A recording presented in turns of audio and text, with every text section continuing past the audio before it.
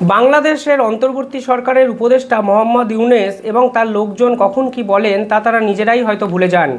ঠিক কিছুদিন আগে তারা দাবি করলেন তারা নাকি সংবিধান পরিবর্তন করতে চান। বাংলাদেশের অন্যান্য রাজনৈতিক দলগুলো সরাসরি প্রশ্ন তুলল, তারা সংবিধান পরিবর্তন করার কে? নতুন করে লিখতে হবে নাকি একেবারেই বাতিল করে দিয়ে নতুন সংবিধান আনতে হবে, সেটা সেই পার্লামেন্টই সিদ্ধান্ত নেবে। এই কেয়ারটেকার গভর্নমেন্টকে দেশের আইন শৃঙ্খলা কিন্তু পরিস্থিতি সামাল দেওয়ার জন্য রাখা হয়েছিল। অর্থাৎ সমাজ সংস্কার হলে তারা যে দায়িত্ব থেকে অব্যাহতি দেবেন সেরকমই কিন্তু মনে করেছিলেন বাংলাদেশের জনগণ। হঠাৎ তারা বিভিন্ন রকম দাবি করতে শুরু করেন। বিভিন্ন ছাত্র সমন্বয়ক তো আবার রাজনৈতিক দল খোলারও একটা পরিকল্পনা আছে বলে সমাজ মাধ্যমে দাবি করে বসেছেন। ফলে এই সরকারের আসল উদ্দেশ্য কী তা নিয়ে কিন্তু বাংলাদেশের যে জনগণ তারা কিন্তু ভীষণ মাত্রায় সন্দিহান। এবং শুধুমাত্র বাংলাদেশের জনগণ নয়, প্রতিবেশী একাধিক দেশ, বিশ্বের একাধিক নেতারাও কিন্তু এই অন্তর্বর্তীকালীন সরকারের ভবিষ্যৎ নিয়ে সরাসরি প্রশ্নচিহ্ন তুলে দেন। এই সরকারের উপদেষ্টারা বিভিন্ন ক্ষেত্রে বলে বসেন তারা আওয়ামী লীগকে ব্যান করতে চান। এবার দেখুন, আওয়ামী লীগ একদিনে তৈরি হয়নি। 1971-এর মুক্তিযুদ্ধের পর থেকে একটু একটু সময় করে একটা দল বা একটা রাজনৈতিক পরিমণ্ডল সৃষ্টি হয়। হঠাৎ করে উপদেষ্টা হয়ে কেউ টিভি চ্যানেলে বলে বসেন সেই দলটাকেই ব্যান করতে চান, অর্থাৎ ইতিহাস থেকে মুছে দিতে চান, তা নিঃসন্দেহে কিন্তু লজ্জাজনক। এবং উপদেষ্টাদের দায়িত্ব নিয়ে যে তারা সচেতন নয় তা কিন্তু বোঝাই যায়। আর এই কেয়ারটেকার গভর্নমেন্টকে রাখা হয়েছে সমাজের আসল ঘটনাগুলোকে হাইলাইট করে মেরামত করার জন্য। তারা এসে কোন রাজনৈতিক দলকেই ব্যান করতে চান, সংবিধান পরিবর্তন করতে চান, জাতীয় সঙ্গীত পরিবর্তন করতে চান, এই সকল দাবিগুলো আলটিমেটলি বাংলাদেশের মানুষের দাবি নাকি তা কিন্তু প্রশ্নচিহ্নের আকারে তুলতে শুরু করেন একাধিক বিশেষজ্ঞ। আর সব মিলিয়ে চাপে পড়ে মোহাম্মদ ইউনূস সরকার আজ বিভিন্ন রাজনৈতিক দলগুলোর সঙ্গে মিটিং করার প্রয়োজনীয়তা অনুভব করলেন। মনে রাখতে হবে, ইন্টারিম সরকার এবং এই কেয়ারটেকার সরকার দায়িত্ব নেওয়ার পর এটা কিন্তু রাজনৈতিক দলগুলোর সঙ্গে সেকেন্ড টাইম মিটিং, যেখানে তারা সমাজ সংস্কারের দিকে আস্তে আস্তে এগোতে শুরু করেছেন বলে মনে করছেন। আর সব কিছু নেই আজকের এই ভিডিও। মনে রাখতে হবে, ইউনূস কিন্তু ঘোষণা করেই দিয়েছেন চাপে পড়ে তিনি নির্বাচনে লড়বেন না। অর্থাৎ বাংলাদেশের রাজনৈতিক পরিস্থিতি আরও এক অনিশ্চয়তার দিকে এগোতে শুরু করেছে আগামী 6 মাসের মধ্যে।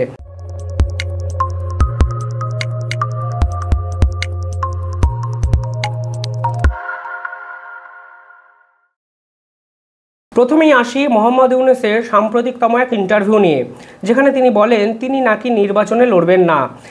Is there any chance that you would run for office? Do I look like someone who will run?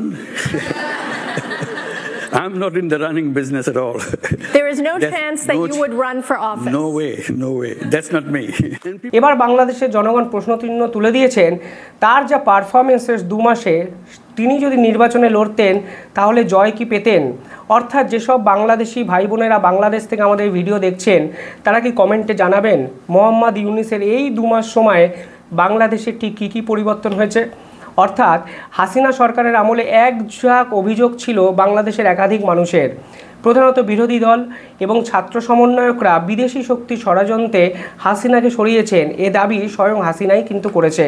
কিন্তু মোহাম্মদ ইউনূস দায়িত্ব নেওয়ার পর 2 মাসে বাংলাদেশের যে অচল অবস্থা তা কতটা মিটল যদি একটু কমেন্টে জানান তাহলে আমার হয়তো পুরো পরিস্থিতিটাকে বুঝতে একটু ভালো হয়। পাশাপাশি মনে রাখতে হবে, এই অন্তর্বর্তী সরকারের শেষ 2 মাসে বাংলাদেশে 10টি ব্যাংক দেউলিয়া হয়ে গেছে।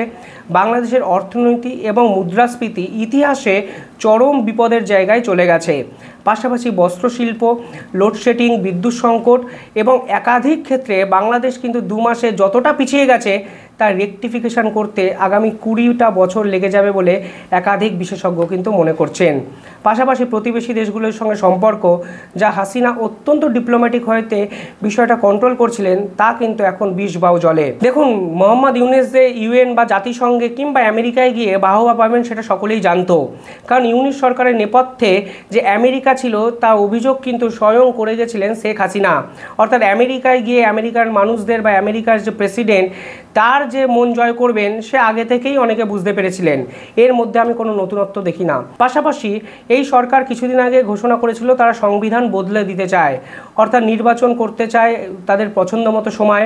অলরেডি বিচার প্রক্রিয়ায় একাধিক সেনাবাহিনী, প্রাক্তন সেনাদের তারা ইনক্লুড করে বসে আছে, অর্থাৎ বিচার প্রক্রিয়ার সম্পূর্ণ যে দায় সেটা সরকারের কাছ থেকে সেনাবাহিনীর হাতে চলে গেছে। কার্যত এই দেশে সেনাবাহিনী একটা শাসন প্রতিষ্ঠা হয়েছে। পাশাপাশি অর্থনীতি, কূটনীতি, বিদেশ নীতি তিনটে জায়গায় ডাহা ফেল করে বসে আছে এই অন্তর্বর্তীকালীন সরকার এবং মোহাম্মদ ইউনূস। পাশাপাশি রাজ্যের বা দেশের প্রধান যে বিরোধী দল সেই বিএনপির একাধিক প্রশ্নচিহ্নের মুখে কিন্তু এই অন্তর্বর্তীকালীন সরকার। এই সরকার যাদেরকে দায়িত্ব দিয়েছে তাদের মধ্যেই অনেকে যখন বলেন যে নতুন দল তৈরি করতে হবে, তখন বিস্মিত না হয়ে পড়া যায় না এই এখতিয়ার ওনাকে কে দিয়েছে।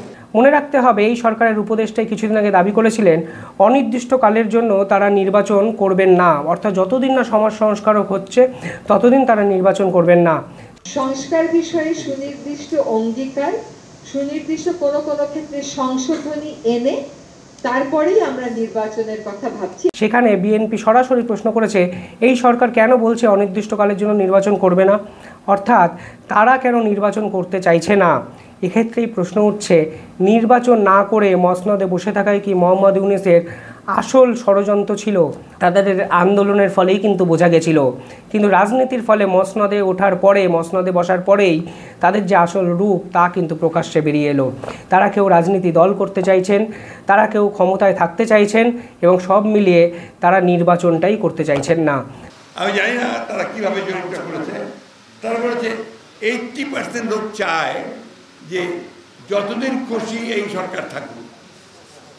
এটা আমি জানি না তারা এই কথাগুলো থেকে পেলো, কীভাবে পেলো, কিন্তু জনগণ এটা কোনোদিনই মেনে নেবে। দেখুন, গণতন্ত্র এবং সমাজ সংস্কারকের প্রধান মূলের ভিত্তি থাকে কিন্তু নির্বাচন প্রক্রিয়া, অর্থাৎ একটা গণতান্ত্রিক উপায়ে ভোট দেওয়ার একটা প্রক্রিয়া। সেখানে মানুষকে ঠিক করতে দিন মানুষ কোন রাজনৈতিক দলকে চান। আপনারা বলছেন আওয়ামী লীগকে ব্যান করবেন, বিএনপিকে আপনারা বলছেন যে এখনই নির্বাচন নয়, ফলে আপনারা চাইছেনটা কি? বাংলাদেশের মানুষকে ডিসাইড করতে দিন বাংলাদেশের মানুষ কি চাইছেন। আপনারা তো বাংলাদেশের মানুষের সর্বময় কর্তা নন। আপনাদের একটা নির্দিষ্ট সময় দায়িত্ব দেওয়া হয়েছে সমাজের বিভিন্ন ক্ষেত্রে রিফরমেশনের জন্য। ঠিক সেখানে দাঁড়িয়ে আপনারা গদি বাঁচানোর লড়াইটা করে যাচ্ছেন, যা এই রাষ্ট্রের বা বাংলাদেশের কোনো বিরোধী দলই কিন্তু ভালোভাবে মেনে নিল না। ফলে সব চাপে পড়ে আলটিমেটলি কিন্তু মোহাম্মদ ইউনূস আসল রাস্তাটায় ফিরলেন। তিনি কিন্তু শনিবার সব রাজনৈতিক দলগুলোর সঙ্গে একটি মিটিং ডাকলেন। ঠিক সেখানে নির্বাচন নিয়েও কথা হতে পারে বলে মনে করছেন একাধিক রাজনৈতিক বিশেষজ্ঞ। মনে রাখবেন মোহাম্মদ ইউনূস, এই যে মোহাম্মদ ইউনূসের প্রথম কথা থেকে আজকের এই ট্রান্সফরমেশন, অর্থাৎ নির্বাচন তখনই হবে যখন সমাজ সংস্কার হয়ে যাবে, বা নির্বাচন তখনই হবে যখন বাংলাদেশের মানুষ চাইবে, কিংবা এখনই কোনো নির্বাচন হবে না, এখান থেকে আজকে 180 ডিগ্রি বদলে গিয়ে তিনি বলেছেন তিনি নির্বাচনে লড়বেন না, রাজনৈতিক দলগুলোর সঙ্গে সংস্কার নিয়ে কথা বলবেন। এর নেপথ্যে কিন্তু আছে ক্রমাগত বাংলাদেশের সরকারের ব্যর্থতা এবং অবমূল্যায়ন, একটা জটিল পরিস্থিতি। তারা বুঝতে শুরু করে দিয়েছে মসনদে বসে রাষ্ট্র চালানো ঠিক কতটা কঠিন। রাজনীতি করার জন্য দরকার হয় অভিজ্ঞতা। অভিজ্ঞতা না থাকলে একটা দেশ 2 মাসে যে জায়গায় পৌঁছে যেতে পারে তা কিন্তু মোহাম্মদ ইউনূস অত্যন্ত ধুরন্ধর মস্তিষ্কের সাথে পুরো পরিস্থিতিটা বুঝে গেছেন। তাই হয়তো তারা এখন পালিয়ে বাঁচতে চাইছেন এবং তার জন্যই তড়িঘড়ি রাজনৈতিক দলগুলোর সঙ্গে মিটিং, যেখানে সমাজ সংস্কারক বা বিভিন্ন বিষয়ে আলোচনা হতে পারে বলে মনে করছেন। সেখানে নির্বাচন ব্যবস্থা নিয়ে আলোচনা হতে পারে, সেখানে পুলিশ এবং বিচার বিভাগ নিয়ে আলোচনা হতে পারে, সেখানে জনপ্রশাসন নিয়ে আলোচনা হতে পারে এবং সংবিধান এবং দুর্নীতি দমন নিয়ে আলোচনা হতে পারে।